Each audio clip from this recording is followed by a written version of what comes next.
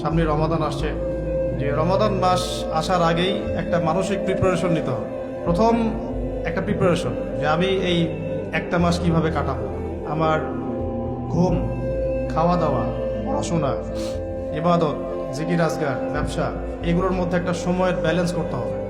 রমাদান মাস আসার আগেই সলফে সালেহীন তারা কি করতেন, তারা দুনিয়ার কাজগুলোকে কমিয়ে ফেলতেন।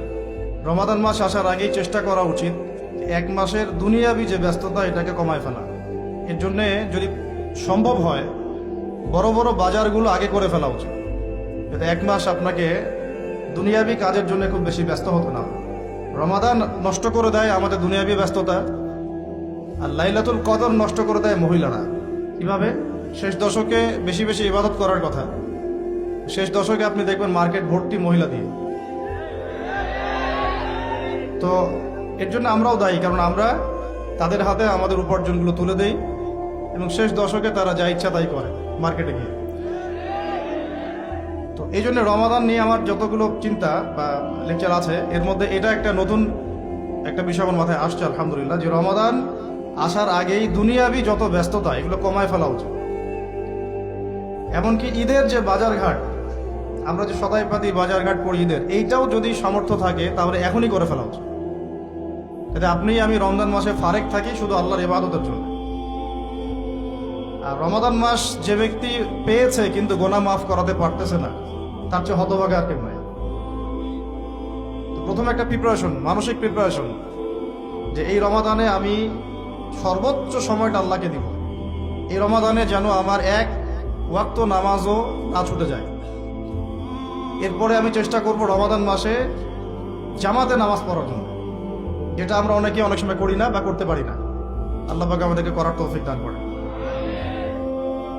পাখি যেমন সন্ধ্যাবেলা বাসায় ফেরে, ঠিক এইভাবে রমাদান মাসে আমরা আল্লাহর কাছে ফিরবো ইনশাআল্লাহ। মানে সকালবেলা পাখি বের হয়, সারাদিন কাজকর্ম করে, সন্ধ্যাবেলায় কোথায় ফেরে, এই দৃশ্য আমরা সবাই দেখি। তো রমাদান মাস আসে, বছরে আমরা বিভিন্ন দিকে চলে গেছি। কেউ নামাজ আগে পড়তেন, এখন বেনামাজি হয়ে গেছি। কেউ রমজানে ভালো ছিলেন গত রমজানে, এখন আবার আস্তে আস্তে ইমানের হালত কমে গেছে, আমল কমে গেছে। রমাদান মাসটা আসে যাতে আমরা ওই পাখিদের মতো আবার আল্লাহর কাছে ফিরে আসি।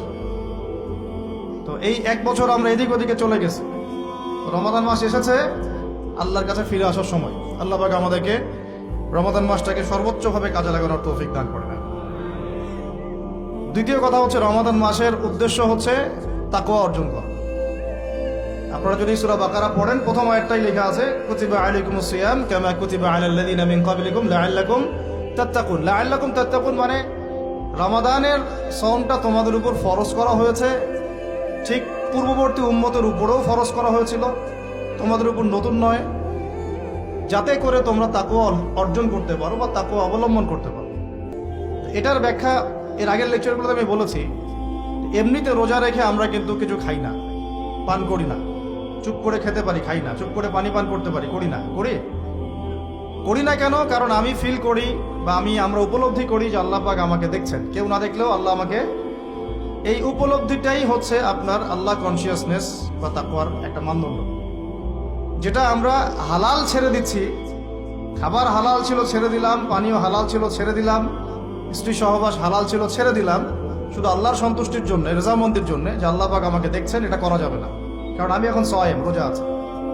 এই যে চেতনাটা, এই চেতনাটা যদি আমাদের জীবনের অন্যান্য ক্ষেত্রগুলোতেও বাস্তবায়ন করা যায়, তাহলেই লাআল্লাকুম তাত্তাকুন এর হক আদায় হবে।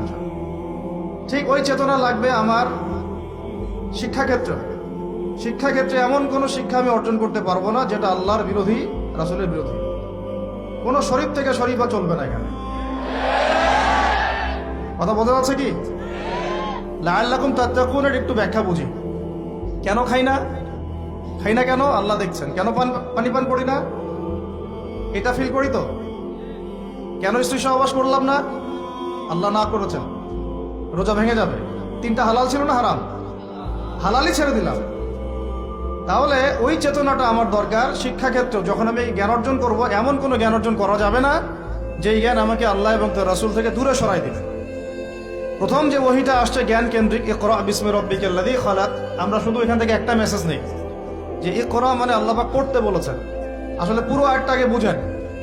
আল্লাহ পাক তার নবীকে বলছেন ইকরা বিসমি রাব্বিকাল্লাযী খালাক, ইকরা আপনি পড়ুন, বিসমি নামে, রব্বিকা আপনার রবের, আল্লাযী খালাকাকা নাকি আল্লাযী খালাকা যিনি সৃষ্টি করেছেন। ইকরা বিসমি রাব্বিকাল্লাযী খালাক, পড়ুন আপনার সেই রবের নামে যিনি আপনাকে, আবার বলেন পড়ুন আপনার সেই রবের নামে যিনি আপনাকে। তাহলে যেই জ্ঞান আমাদেরকে আল্লাহর দিকে নিয়ে যায়, স্রষ্টার দিকে নিয়ে যায়, সৃষ্টিকর্তার দিকে নিয়ে যায়, সেটাই হচ্ছে জ্ঞান, ওটাই হলো শিক্ষা। আর যে জ্ঞান আমাকে আল্লাহ থেকে দূরে সরায়, আমাকে এইটা শিখায় যে আমি বাইরে ছেলে ভিতরে মেয়ে মেয়ে লাগে, তাহলে এইগুলো জ্ঞান নয়, এগুলোকে বলা হয় জাহেলিয়া। কি বলা হয়? যেই জ্ঞান আমাকে সুদ খেতে শেখায় এটা জ্ঞান না, যেই জ্ঞান আমাকে ধর্ষণের সেঞ্চুরি করতে শেখায় এটা জ্ঞান না, যেই জ্ঞান আমাকে বিশ্ববিদ্যালয়ে হকি স্টিক নিয়ে মারামারি করতে শেখায় এটা জ্ঞান না, যেই জ্ঞান আমাকে তাগুতের বিধান দ্বারা দেশ চালানোর জ্ঞান শেখায় এটা জ্ঞান না। এগুলোকে বলা হয় এক বাক্যে জাহেলিয়া। কি বলা হয়? এটাই ছিল আবু জাহেলের যুগের সুন্নত। আবু জাহেলের যুগে এগুলোই চলতো। আবু জাহেলের যুগ মানে হচ্ছে ওই আইয়ামে জাহেলিয়া। আপনারা গালি দেন অনেকেই, একটা বর্বর জাহেলি যুগ ছিল। কিন্তু কেন আমরা জাহেলি যুগ বলি? কারণ ওই যুগেও শিরকের ছড়াছড়ি ছিল, যেটা এই যুগে আছে। ওই যুগেও সুদভিত্তিক অর্থনীতি ছিল, যেটা এখনকার যুগের সুন্নত, ফরজ, সুন্নত তো না, ফরজ। এখনকার যুগের ফরজ সুদভিত্তিক অর্থনীতি, এখনকার অর্থনীতির ফরজ। যে কোনো অর্থনীতির দিকে যাবেন দেখবেন সুদ ছাড়া এখানে গতি নাই, সুদ ছাড়া নড়ার জায়গা নাই। আপনি নড়তে চাইলে ওকে ধরে ফেলবে আপনাকে। এটা সেই যুগ যে সুদ থেকে আপনি বাঁচতে চাবেন, আপনার গায়েও সুদের ছিটা ফোটা গিয়ে লাগবে। আপনি যদি বাঁচতেও চান, আপনার গায়ে গিয়ে লাগবে এগুলো। ওই আয়ামে জাহিলিয়াত মানে মাদক আর মাদক, ঠিক এই যুগের মতোই। আয়ামে জাহিলিয়াত মানে মেয়েদের মানহানি, অবমাননা, জেনা, ব্যভিচার, পরকিয়া, ধর্ষণ, অশ্লীলতা, বেহায়াপনা, বেপরদামি। এই যুগের এগুলো, এই যুগে নাই? আগের চেয়ে বেশি না কম? আয়ামে জাহিলিয়াত মানে গোত্রীয় হানাহানি, দ্বন্দ্ব, মারামারি, কাটাকাটি। এখনকার নাই যুগে।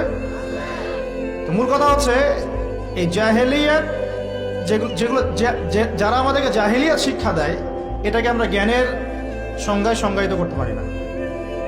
ইকরা বিসমি রাব্বিকাল্লাযী খালাক এর অন্যতম একটা অর্থ এটাও যে জ্ঞান সেটাই যা আমাকে আমার রবের দিকে নিয়ে যাবে, সেটা জ্ঞান নয় যেটা আমাকে রব থেকে দূরে সরায় দেয়। তাহলে আমরা শিক্ষাক্ষেত্রে যখন থাকবো, সেই জ্ঞান অর্জন করব যেই জ্ঞান আমাকে আল্লাহ এবং তার রাসূলের দিকে নিয়ে যাবে।